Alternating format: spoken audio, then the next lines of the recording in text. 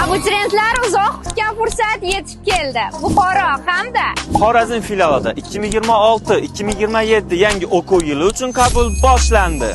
90 dan ortiq yo'nalish, 30 mingdan ortiq talaba.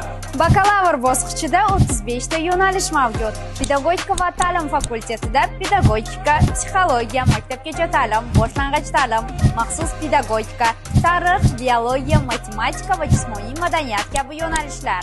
Tibbiyot fakulteti, davolash ishi, stomatologiya, farmatsiya, pediatriya, oliy hamshiralik ishi. Filologiya va tillarni o'qitish fakultetida ingliz, rus va o'zbek tili yo'nalishlari.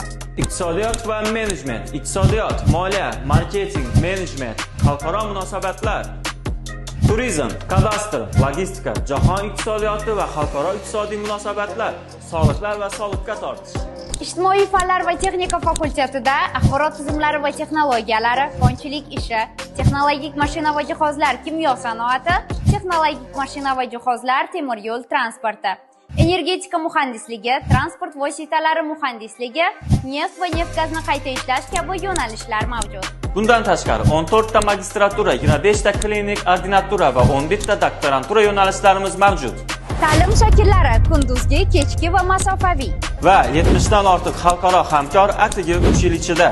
2022-yilda universitet bitta bino va 17 ta yo'nalish bilan boshlangandi. Bugun esa Buxoroda 5 ta, Xorazmda 3 ta zamonaviy kampus. Xalqaro ta'lim muhiti yaratilgan bu yerda chet ellik talabalar tahsil olishadi hamda xorijiy professor o'qituvchilar dars berishadi.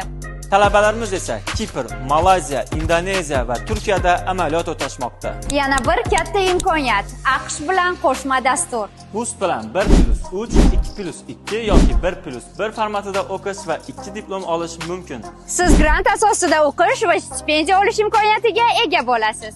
Kelajak liderlari, hoziroq ariza topshiring va kelajagingizni biz bilan boshlang.